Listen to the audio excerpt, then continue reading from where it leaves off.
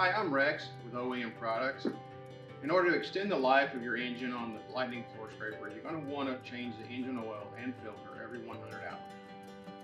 Okay, so we've got everything we need here to change the oil in a Lightning floor scraper engine.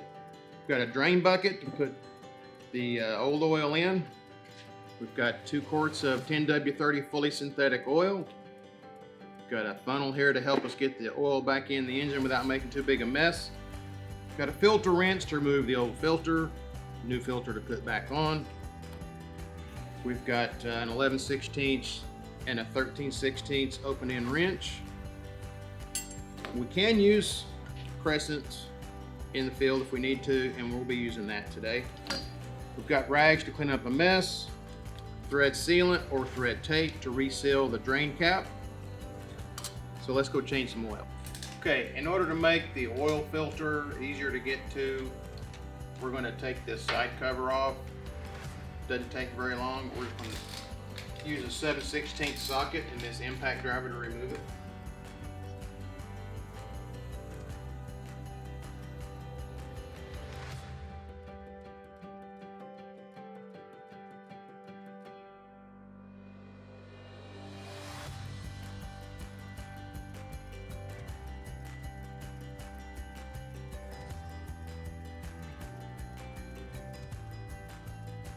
Okay, we've got the side cowling off to make it easier to get to everything.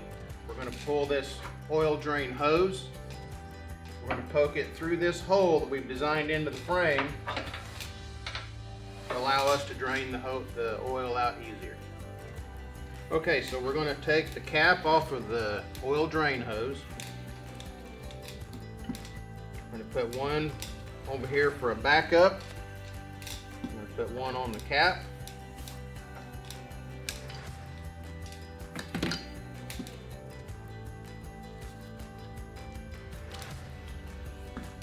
And then we'll drain the oil out.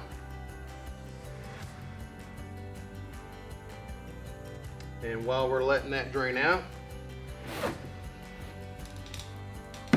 we're going to lift the seat up and the cowling to help us get to installing the new oil. Okay, so we've got all the oil drained out. We're going to put a little thread sealant on the threads.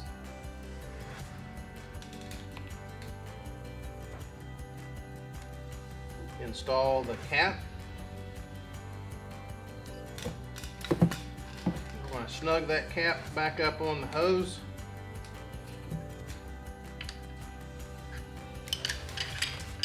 Then we can pull the hose back up inside the cowling. And we'll place it over here on the side.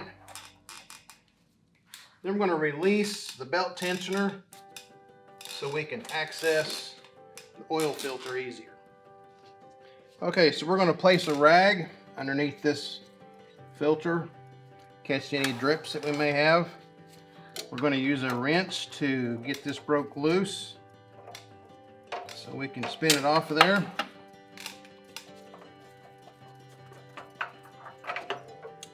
And we're going to use some of this oil off of this one. And we're going to put it on the seal of the new one.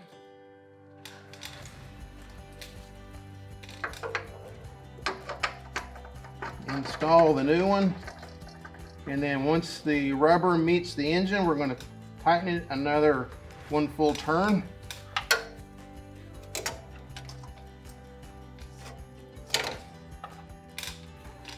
And we'll get our rag out of there and then re-engage the belt tensioner, and then we'll move up top and put the oil back in.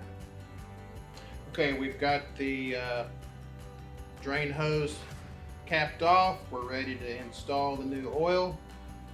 So we're going to pull the cap off, place the funnel in the hole.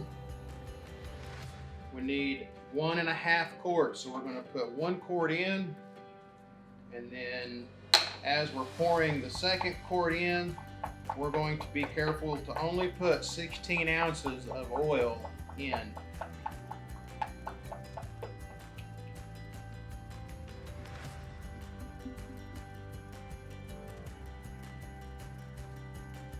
On most of these oil bottles, they have a clear window here so we can see clearly when a half a quart is in.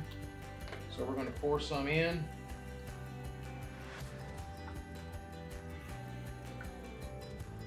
And then I'll look at the scale, and then I'm going to put some more in.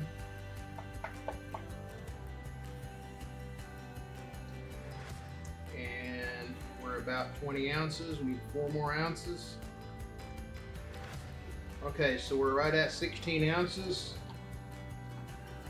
Now we need to check the dipstick and see how much oil we have in it. Okay, we've put 1.5 quarts of the synthetic oil in, and we've run the engine for 15 to 20 seconds to get everything, all the oil filter full, and now we're going to check the oil. So we're going to pull the dipstick out, we're going to wipe it off, we're going to reinstall it so we'll get a good accurate check. And we're looking for the oil level to be in this area. You can see there that the oil is not contacting the dipstick above here, so this is where we want it. We're ready to put the dipstick back in, go back to work.